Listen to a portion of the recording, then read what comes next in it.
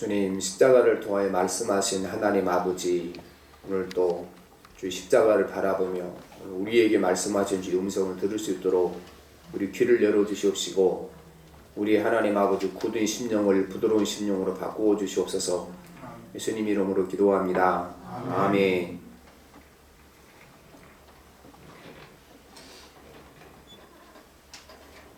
우리가 장례식에 참여하게 되면 사람들이 거기 꼭 참석해야 할 사람이 보이지 않게 되게 되면 의아해합니다. 왜 그 사람이 안 왔을까 의아해합니다. 근데 사람들이 꼭 참석해야 할 사람 기준을 정할 때 어떻게 정합니까?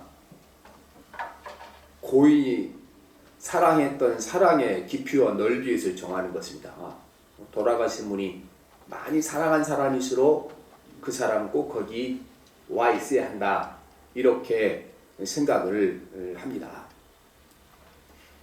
그럼 예수님께 십자가에 못 박혀 돌아가실 때 그 자리에 그러면 꼭 있어야 할 사람이 누가 있어야 되겠습니까? 사형집행을 당하시는 그 자리에 예수님이 가장 사랑했던 사람들이 그 자리에 있었어야 되는 것입니다. 하지만 꼭 있어야 할 사람들이 예수님의 십자가 앞에 없었습니다. 예수님께서 은혜로운 말씀을 전해줄 때 감동받았다고 막 이렇게 인사했던 분들, 병고침을 받았던 사람들, 특별히 3년 동안 생사고락을 같이 예수님의 제자들 거기에 있지 않았습니다. 요한과 여자들이 있긴 있겠지만 가까이 있지 않았습니다. 오늘 40절 말씀에 보면 멀리서 바라보는 여자들도 있었는데, 그렇죠? 멀리서 거기에 요한도 있었으니까 예수님 십자가 근처에 정작 있어야 할 사람, 꼭 그 자리에 있을 거라고 생각했던 사람은 아무도 있지 않고 엉뚱한 사람이 그 자리에 있었습니다. 그날 예수님 십자가에 가장 가까이 있었던 사람들은 세 사람입니다. 함께 십자가에 못 박혔던 두 강도가 가장 가까이 있었죠.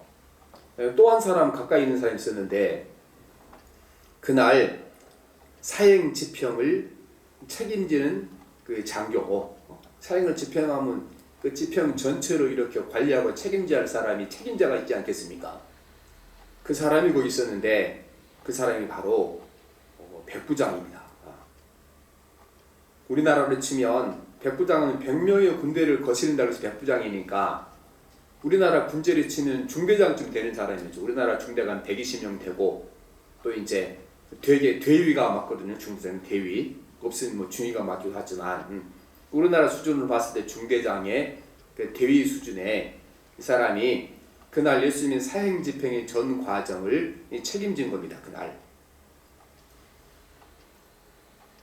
그래서 이 백부장은 예수님이 십자가에 돌아가시기 전에 모든 과정을 가장 가까이서 본 사람입니다. 그리고 모든 것을 보고서로 올려야 되니까 꼼꼼하게 살펴서 본 사람이죠. 꼼꼼하게 하나하나 다 살펴서 예수님의 돌아가신 모습을 보았다는 것입니다. 그래서 마가는 마가복음을 기록할 때 오늘 15장 21절부터 38절까지는 예수님께서 골고다 언덕에 도착하셔서 숨이 끊어지기까지 그 과정을 다 기록하고 있거든요.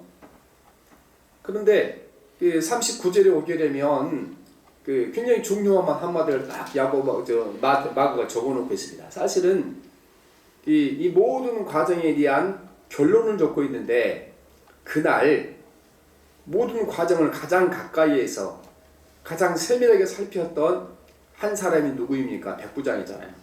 그 백부장이 예수님 십자가에 못 박혀 돌아가시는 전 과정을 보고 나서 거기에 대한 평가, 자기 판단을 기록해 놓은 것이 39절 말씀입니다. 우리 39절 말씀 한번 봅니다. 시작. 예수를 향해 섰던 백부장이 그렇게 순지심을 보고 이르되 이 사람은 진실로 하나님의 아들이었도다 하더라. 십자가에 돌아가시는 전 과정을 잘 살펴보고 했던 이 백부장이 마지막 결론을 내린 것이 저분이 진실로 하나님의 아들이었도다. 달리 표현하게 되면 이 일을 어쩌면 좋냐, 우리가 하나님의 아들을 십자가에 못 박혀 죽였다, 이렇게 생각하게 된 것입니다. 그래 전설에 의하면 이제 이 군인이 나중에 예수를 믿고 전도하다가 순교했다 이런 전설이 쭉 전해져 내려오고 있습니다. 뭐 이름이 이제 뭐 롱기누스라 그랬다가 뭐 다 이렇게 전해 내려오겠지만 아무튼 이 군인이 그 후에 예수를 믿고 하나님께서 계시면 거의 틀림없을 정도로 여러 가지 그 전설이나 전통에 내려오고 있는 이런 이야기인 것입니다. 예수께서 십자가에 못 박혀 돌아갔을 때에 공식적인 제명은 반역죄입니다. 예수님 십자가 위에다 유대인의 왕이라 그렇게 써놨죠. 우리가 이제 반역을 일으킨 사람들을 잡아다 놨고 고문을 할 때 그 사람한테 한마디만 떨어지면 그 사람은 죄가 확정되는 거죠. 네가 왕이 된다 그러느냐, 내가 왕이 된다 그랬다. 그러면 이제 누구도 이렇게 변명할 수 없게 반역죄로 처형되는 거다. 예수님의 십자가 위에다가 유대인의 왕이라 썼다는 것은 자기가 유대인이라고 왕이라고 주장했다는 것은 반역한 거죠. 로마 정부에 반역한 거죠. 로마 정부가 왕으로 세운 적이 없는데 자기가 왕이라 그랬으니까 반역죄를 쓴 거죠. 물론 빌라도도 예수님께서 이 반역죄를 저지르지 않았던 걸 알았습니다. 하지만 그 유대인들의 겁박과 유대인들의 이렇게 이제 협박 때문에 어차피 예수를 죽여야 되는데 죄 몫은 있어야 되니까 억지로 갖다 묻힌 죄 몫이 이제 이 반역죄인 것입니다. 실제 예수께서 십자가에 못 박혀 죽게 된 것은 그런데 예수님이 자기를 하나님의 아들이라 주장했기 때문에 죽은 겁니다.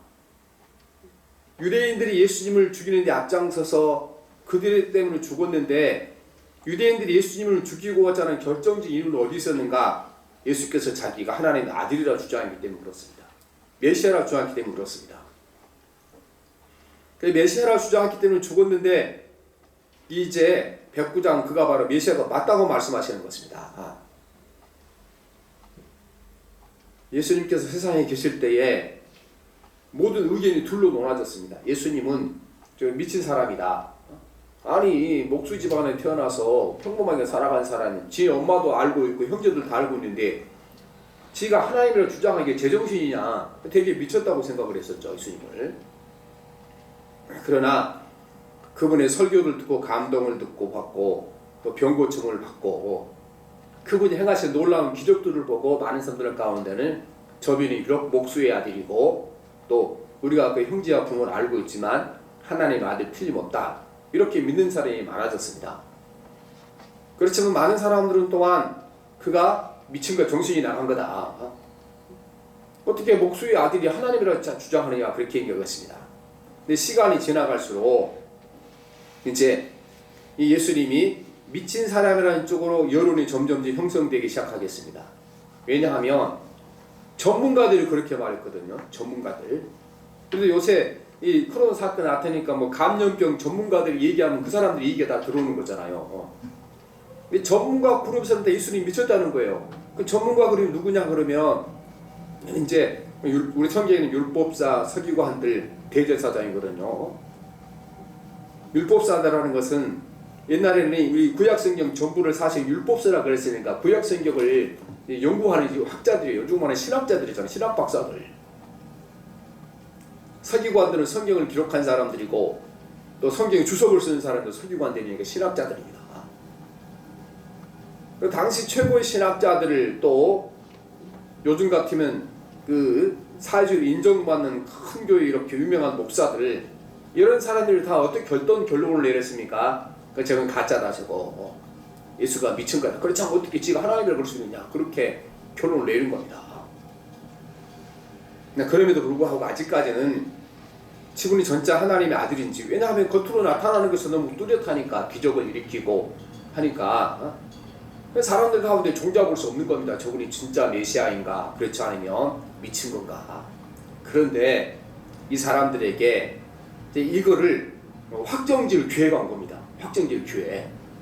예수님이 십자가의 처형을 받으면 그 자리에 가면 이것이 확정될 거다. 처형받은 그 자리에서. 예수님이 진짜 하나님의 아들이고 그분이 메시아이면은 절대로 그분을 죽일 수 없을 것이다. 그 사형 현장에서 하여튼 놀라운 역사가 나타날 거다. 이렇게 생각을 한 겁니다. 근데 마지막 죽는 순간이 오면은 그분이 진짜 메시아라는 사실을 보여주는 능력을, 기적을 행할 거다, 기대감을 가지고 모이는 겁니다. 거기에 마치 삼손을 이렇게 꽁꽁 묶어놓고 사람들이 이제 그 블레셋 사람들이 왔을 때, 삼손이 블레셋 사람들이 왔다 그러니까 순식간에 그냥 한번 욱하니까 줄이 다 풀어주고 그 블레셋 사람들을 순식간에 물리쳤던 거죠. 그런 일을 기대하고 온 겁니다. 그 십자가 예수님 지실 때. 그 일이 언제 일어나나 하고 바라보고 있었죠. 그런데 점점 사람들이 이제 그 기대가 점점 적어집니다. 왜냐하면 예수님이 양팔과 양손에 손을 못을 박는데 적어도 그때쯤은 이제 일어나야 되잖아요. 여태까지 자기 순빈을 숨기고 있었으면 자기 발과 못에 못을 박게 되면 그때쯤은 털고 일어나서 이놈들 내가 누군지를 아는, 이렇게 해야 되는 거잖아요. 그렇게 안 하시고 예수님께서. 그리고 못이 양손과 양발에 못이 다 박히고, 못을 박을 때는 여러분 우리가 십자가 위에서 박은 것 아니죠. 그 땅에 내려놓고 못을 박는 거예요. 이렇게 양발과 양손에. 그래야 못이 박힐 거 아니에요. 못을 박은 다음에 이제 그 굴을 파고 거기다가 십자가를 세우는 거예요. 십자가 위에서 못을 박는 것이 아니고 밑에서 못을 박아서 십자가를 세워놓는 겁니다. 십자가 딱 세워지고 나니까 사람들이 이제 확신을 가진 겁니다. 저게 틀림없이 미친 사람이다. 저건 메시아일 수 없고 하나님일 수 없다. 확신을 한 겁니다. 그래 이제 예수님이 메시아가 아니라고 이렇게 주장했던 전문가들, 율법사들, 서기관, 대제사장들은 안심하는 마음으로 이제 아니 제가 서행하는 중간 혹시 일어나서 능력을 하면 어떨까 조마조마했는데 그냥 이렇게 아무 일도 안 하시고 돌아가시니까 그 사람들은 안심한 의미에서 이제 조롱을 하고, 그 다음에 일말에 기대를 가졌던 분들이 많았죠. 기대를 가졌던 분들이 저기서 일어나셔서 우리를 고난에서 건져주기를 기대했던 분들이 굉장히 많았습니다. 그런데 그 기대가 다 무너진 겁니다. 그래서 모든 기대가 무너지고 이제 예수님 십자가에 못 박히게 되고 십자가 딱 세워주게 되니까 이제 끝난 거죠. 아니 양손과 양발에 다 못이 박히고 십자가에 못이 달려있는데 그분이 뭘 하겠습니까? 이것을 보고 사람들이 이제 확신을 한 겁니다. 저분은 메시아가 아니고 하나님의 아들도 아니고 그냥 미친 사람에 불과하다. 그때부터 이제 조롱과 또 비난과 이제 모욕을 시작합니다. 그래서 이제 그때 사람들이 십자가가 딱 세워지자마자 십자가에 대한 예수님을 보고 했던 말들이 15장 29절에서 32절에 있습니다. 우리 같이 보십니다. 시작. 29절에서 32절. 마가복음 15장 15 이게 넘어가 있어.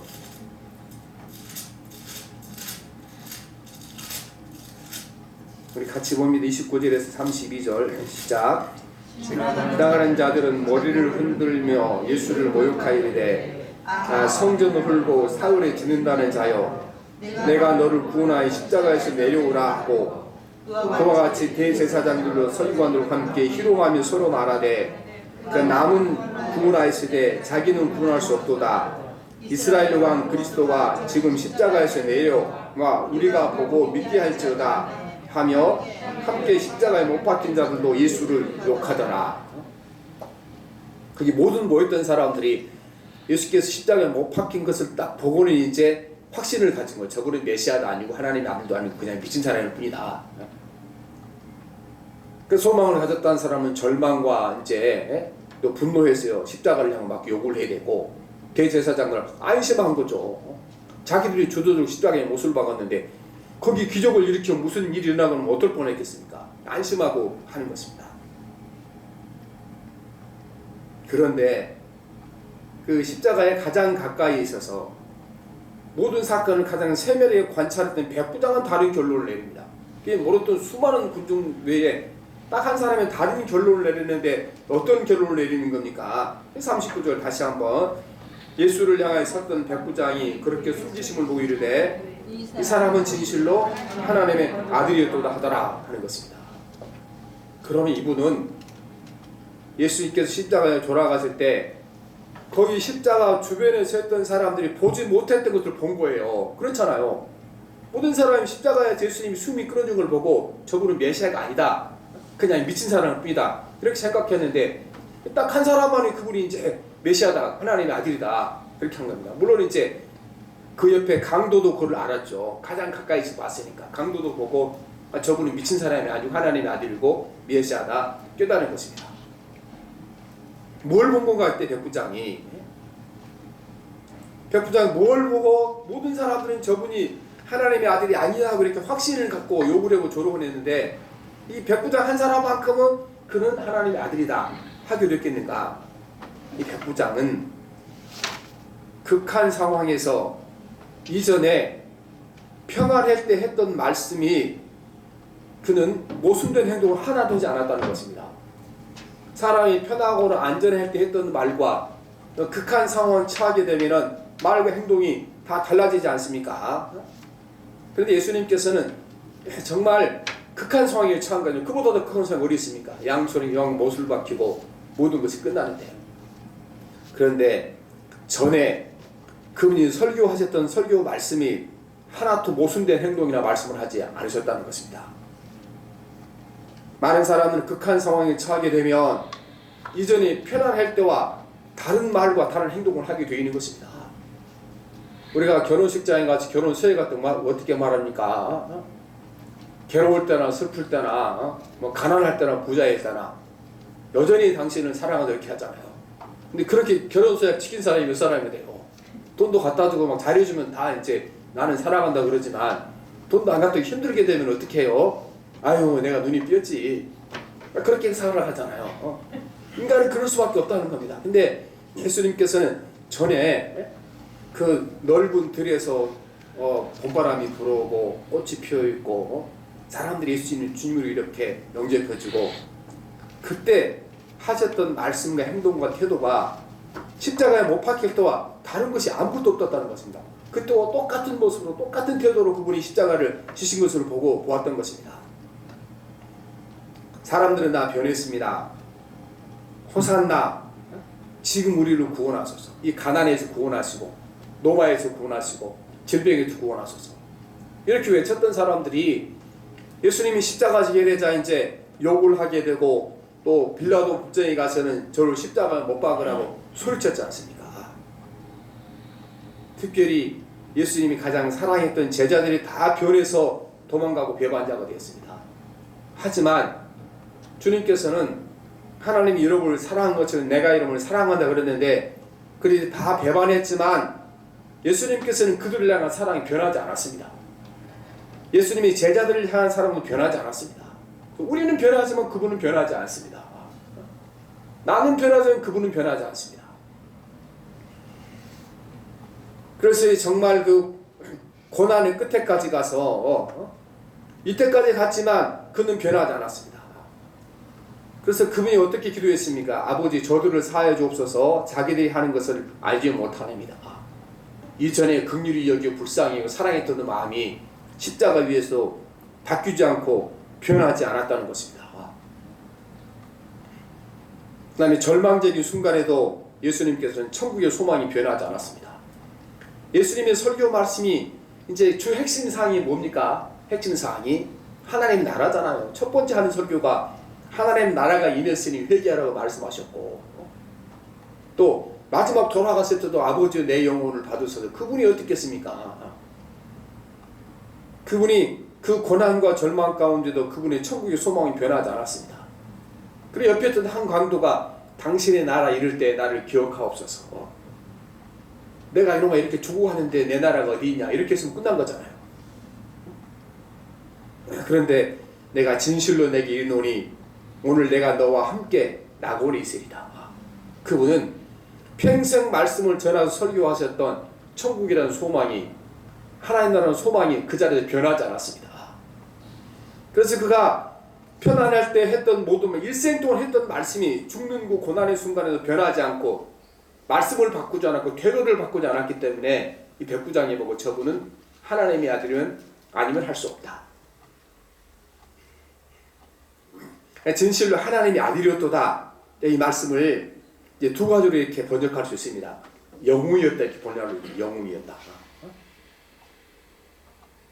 그래서 이 엄청난 고난 가운데서도 끝까지 자기가 견지했던 말씀과 자기 했던 행동을 바꾸지 않고 돌아가시는 저는 정말로 하나님의 아들이었고 영웅이었다고 말씀하고 있는 것입니다. 두 번째는 십자가에서 뭘 보았겠습니까?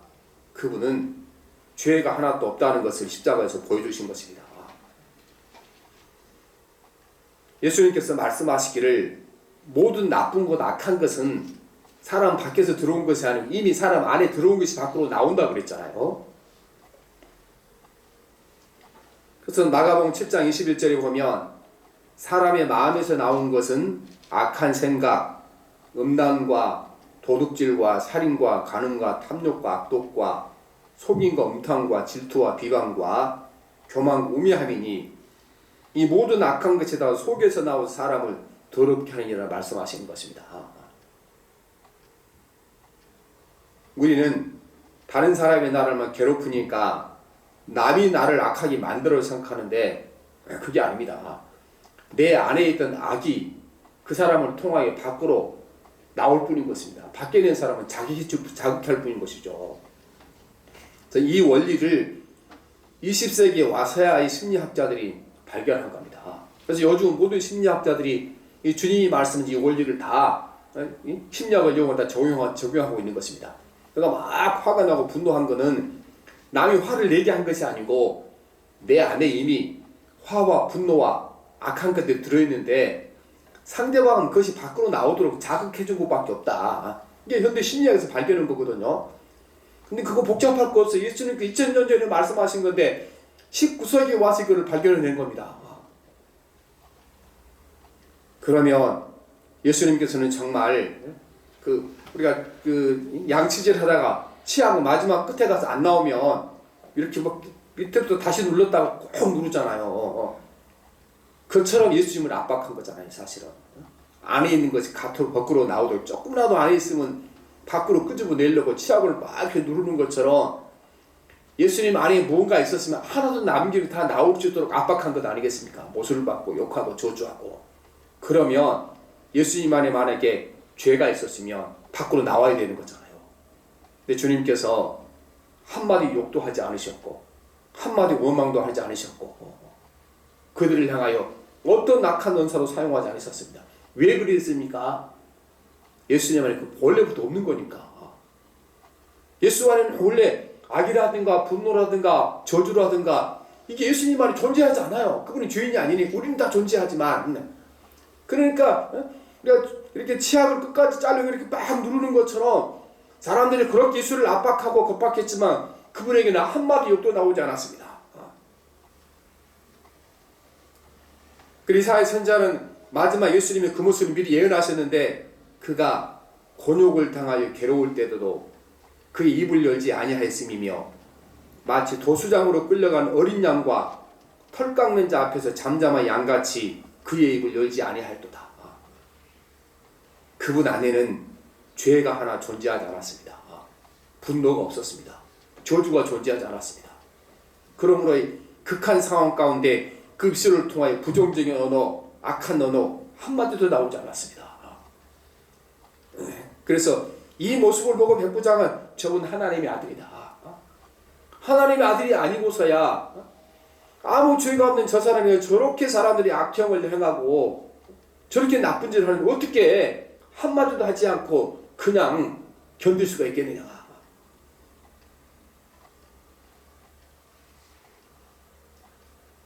많은 사람들은 예수님이 기적을 보고 예수님이 메시아인 것을 알고 믿었습니다. 그러나 십자가 앞에서 다 무너졌죠. 병고침을 당한 사람, 예수님의 설교를 듣고 감동을 받은 사람들, 십자가 못 박혀 돌아가신 걸 보고 저분은 메시아가 아니다. 다 신앙이 무너진 겁니다.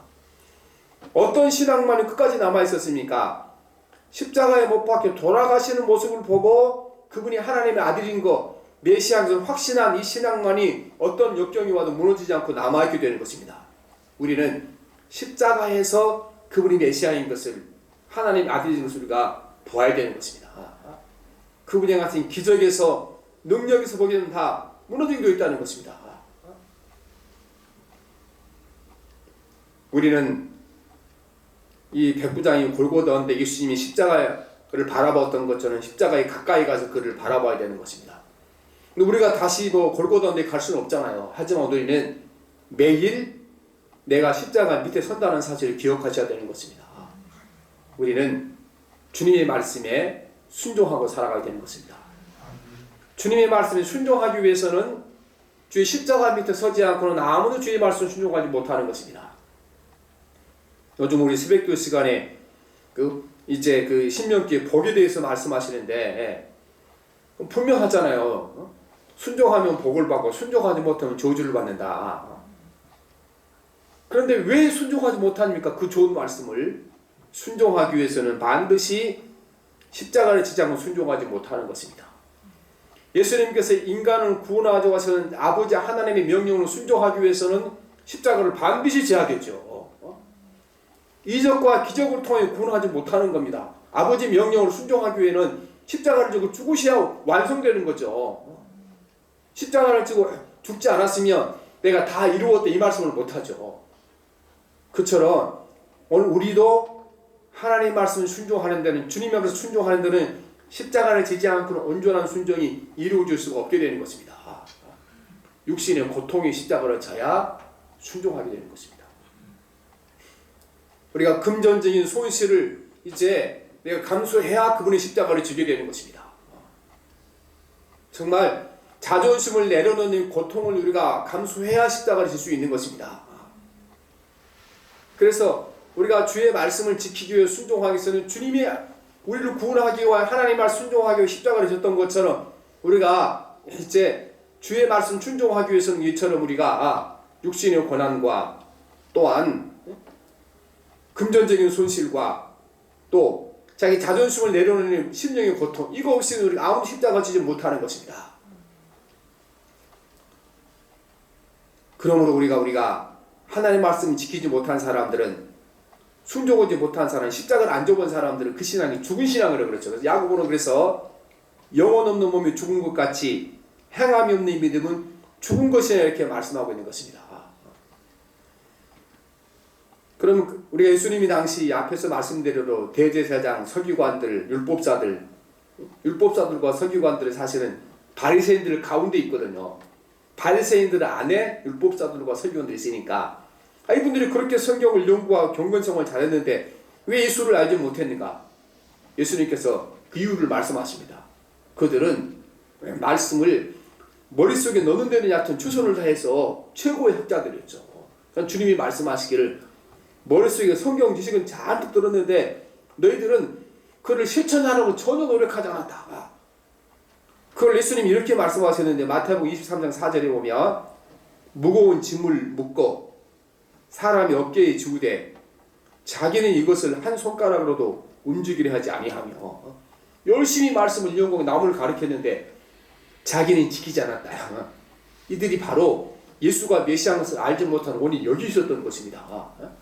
머리가 터지도록 성경 지식을 알고 있었는데 손가락 하나 까딱할 만큼 실천하는데 미련하기 어렵기 때문에 예수를 알지 못하게 되는 것입니다. 오늘도 우리가 예수 그리스도가 하나님의 아들이면 내 구원자를 깊이 알아가는 것, 그분의 말씀을 순종하게 져야 하는 십자가를 져야 우리가 그분이 누군가를 알게 될 줄을 믿습니다. 여러분, 우리가 내 욕심껏 주식 투자해서 망하다 오는 고통, 그 십자가 아니에요. 십자가 생각 잘못이에요. 어떤 것만 십자가인가?